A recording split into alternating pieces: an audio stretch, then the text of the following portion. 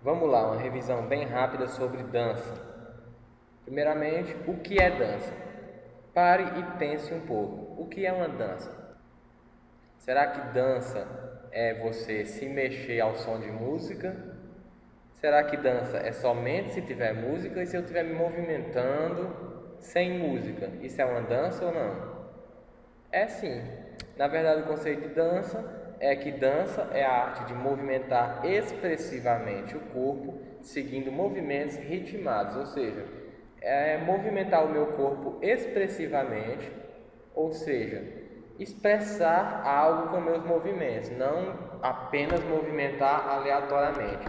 É eu estar expressando alguma coisa com esses movimentos, que isso aí expressar o que? A gente fala já. Então eu estou expressando alguma coisa com meus movimentos e esses movimentos têm algum ritmo, algum tipo de ritmo. Não necessariamente a música. Claro que a maioria das vezes vai ser com música, mas não é necessariamente com música. É seguindo algum ritmo. Então, o que é que a dança expressa, como eu acabei de falar? O que é que a dança representa, ou seja, o que é que ela expressa? Quando você dança, você expressa o que nos passos de dança? Geralmente é diversão, é o lado lúdico, isso nas danças atuais. Mas a dança ao longo da história, como a dança ela é uma expressão artística, ela pode representar qualquer coisa, ela pode expressar qualquer coisa. Através da arte, a gente não pode expressar qualquer coisa que a gente quiser com a arte, então a dança também, qualquer coisa. Então, veja bem, a dança ela pode expressar na sua prática aspectos físicos de um povo, culturais, sociais, místicos, espirituais, psicológicos, econômicos, políticos, comunicativos, etc. Ou seja, a dança ela pode expressar qualquer aspecto de um povo. Por exemplo, aspectos culturais, através da dança, mostra a cultura de um povo. Aí entra, por exemplo, as danças folclóricas, né? Por exemplo, Bumba Meu Boi, quadrilha nas festas juninas.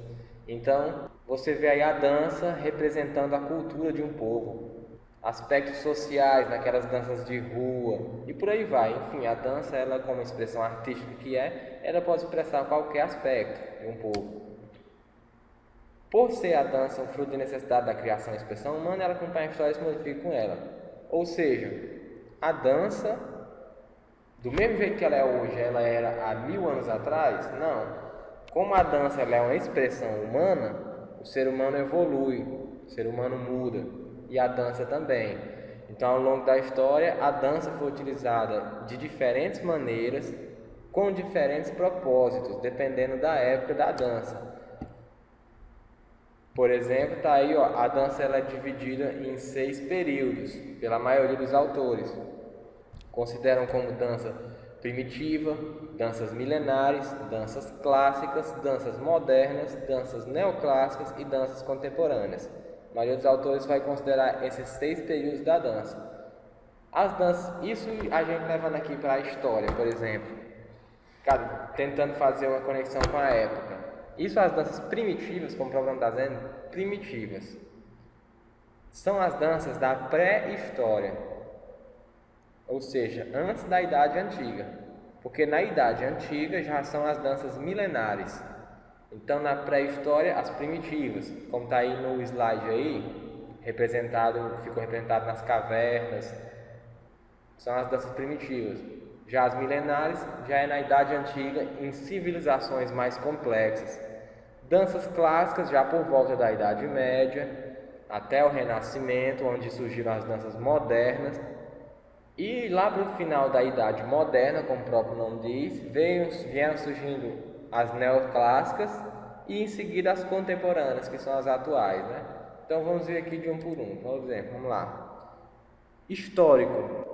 Primeiramente, você sabe que a história da dança é muito antiga.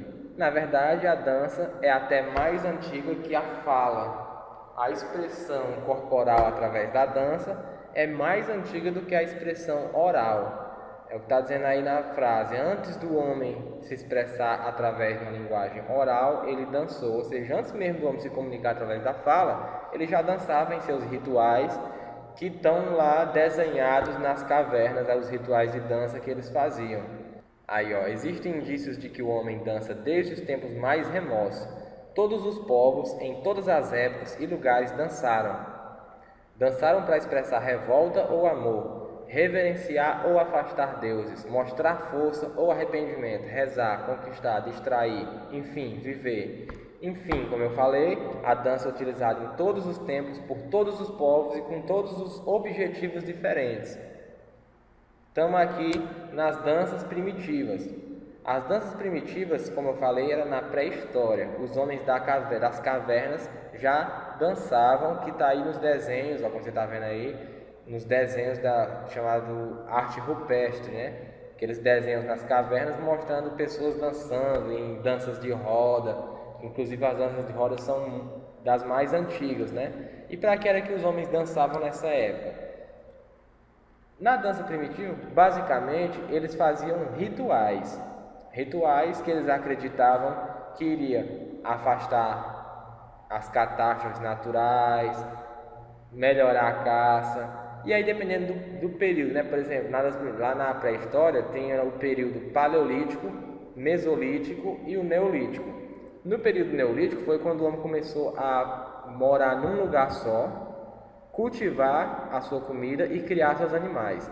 No período anterior, paleolítico e mesolítico, o homem era nômade, como você sabe, ele saía de um lugar para o outro, apenas colhendo as frutas que nasciam naturalmente e caçando os animais na floresta, no mato.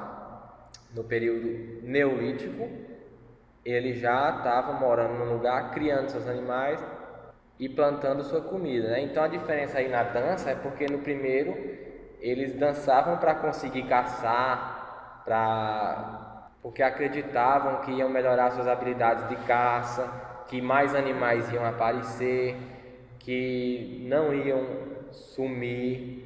Já no período neolítico, como eles estavam já plantando e criando animais, então eles dançavam em rituais que acreditavam que ia fazer com que os animais deles ficassem mais férteis para se reproduzir mais, que não viessem catástrofes naturais para destruir as plantações dele, que as plantações deles fossem melhorar, né? Então já começam aí os rituais associados à dança, né?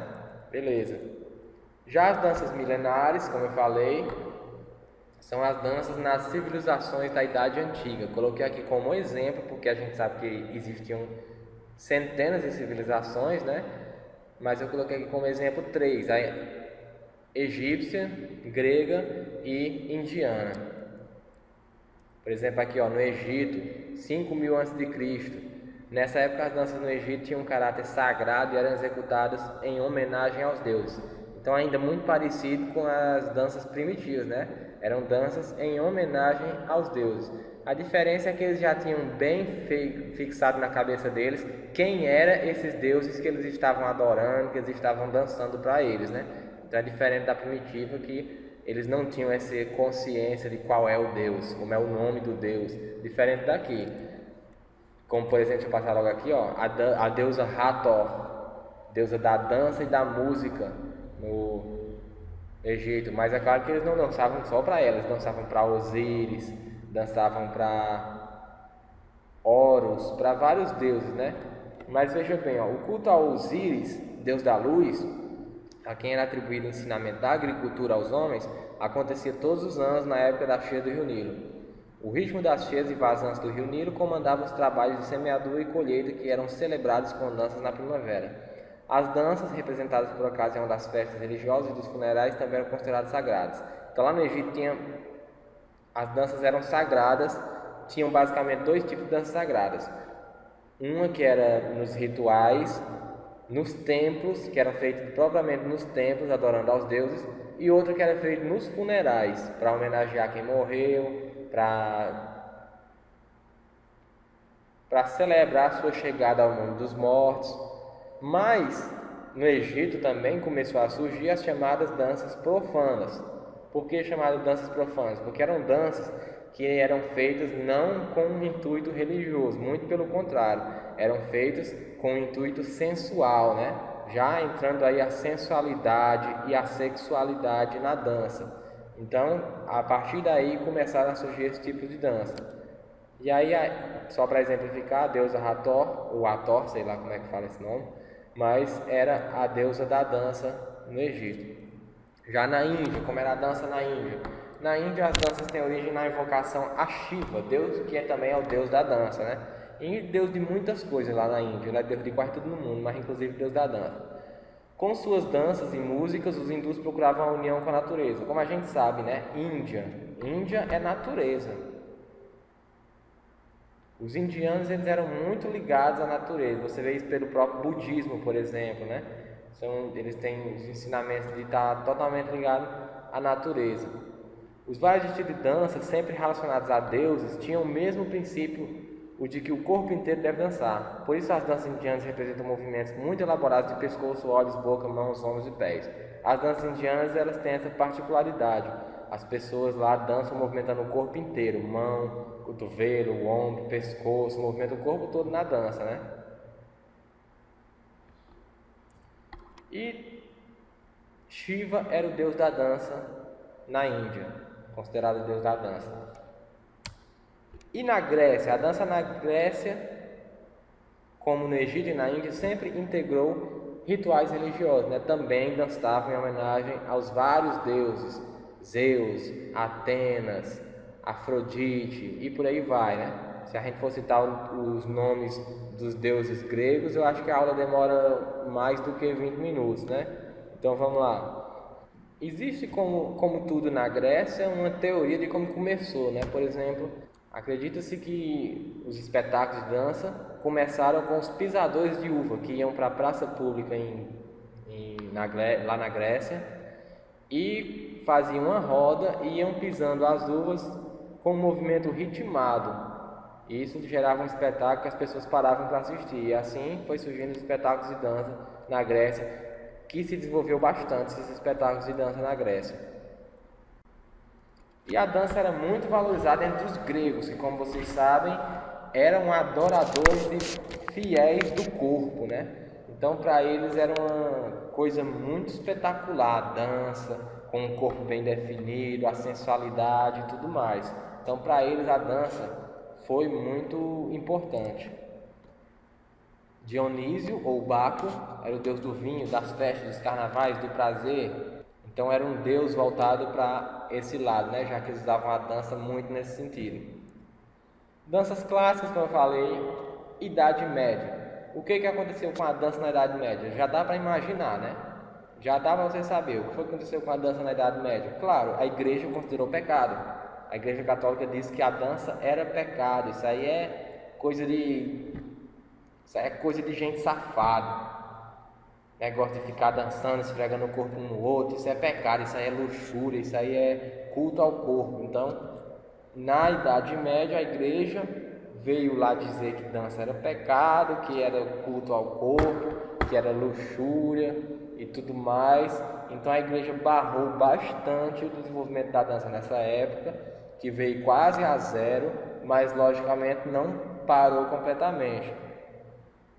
Continuava tendo as danças nos castelos, na nobreza e até mesmo lá nos camponeses, na colheita, na semeadura, aqueles velhos rituais. A igreja não conseguiu parar, mas eles simplesmente, para disfarçar, começaram a colocar símbolos católicos como santos e anjos e continuaram fazendo suas danças lá. Mas a dança teve um entrave muito grande na Idade Média.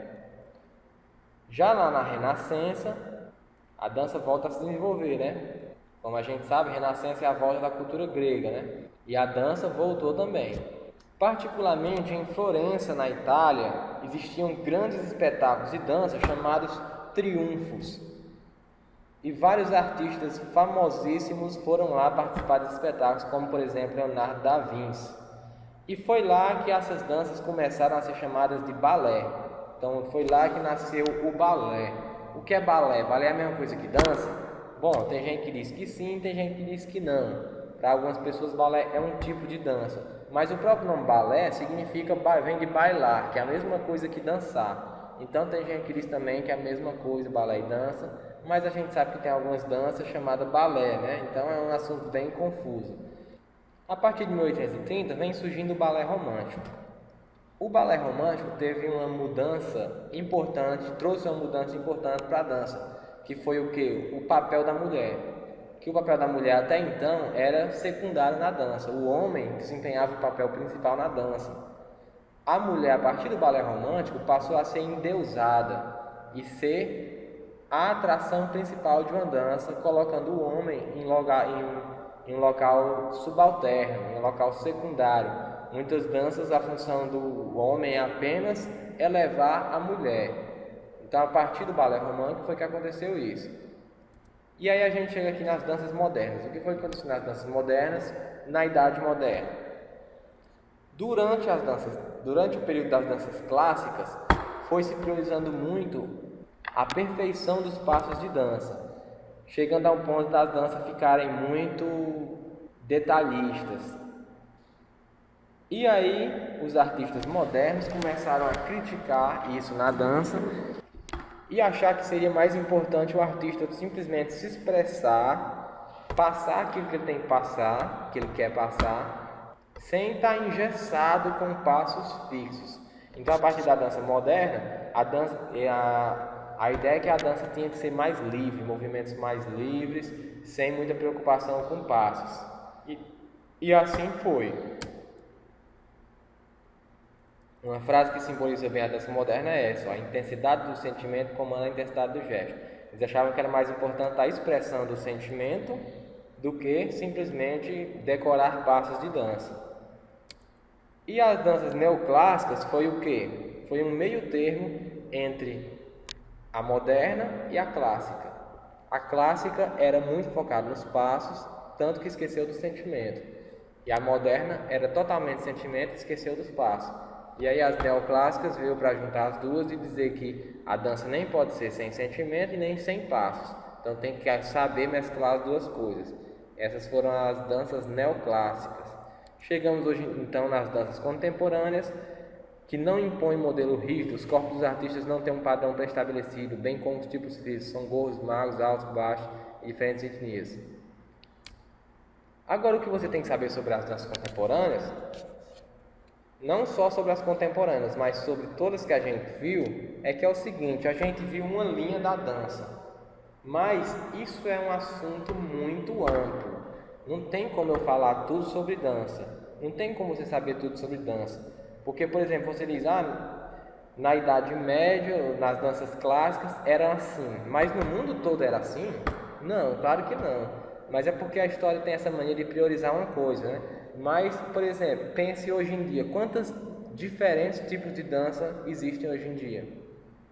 Milhares, milhões. Você tem que entender também que a dança, ainda hoje, como sempre, ela é utilizada para objetivos diferentes. Por exemplo, uma coisa é uma dança que é dançada num espetáculo de dança. Vou aqui, comprei um ingresso para ir assistir um espetáculo de dança. Como é que vai ser essa dança? Vai ser do mesmo jeito de uma pessoa que fica dançando numa dança de forró? É do mesmo jeito? Claro que não, né? Um espetáculo de dança vai ser totalmente diferente de uma dança lúdica, como, por exemplo, numa festa de forró, que você está dançando para se divertir e não para se apresentar para os outros, né? Então, uma coisa é uma dança apresentação, uma dança espetáculo. Outra coisa é uma dança lúdica, de diversão. Outra coisa é uma dança folclórica, que tem o objetivo de manter viva uma tradição. Então, outra coisa é uma dança de rua, que tem como objetivo fazer uma crítica social. Então, existem vários tipos diferentes de dança, com objetivos diferentes. E dentro de cada tipo existem vários subtipos, né? Então, é um conteúdo muito amplo. O básico é o que eu queria que você entendesse, era o que eu falei aqui nessa aula. A coluna principal da evolução da dança. Mas, se é assim, eu vou explicar para vocês tudo que tem para saber sobre dança, ia demorar acho que uns 15 anos. Então, mas o importante era o que eu falei aí, beleza? Valeu, falou!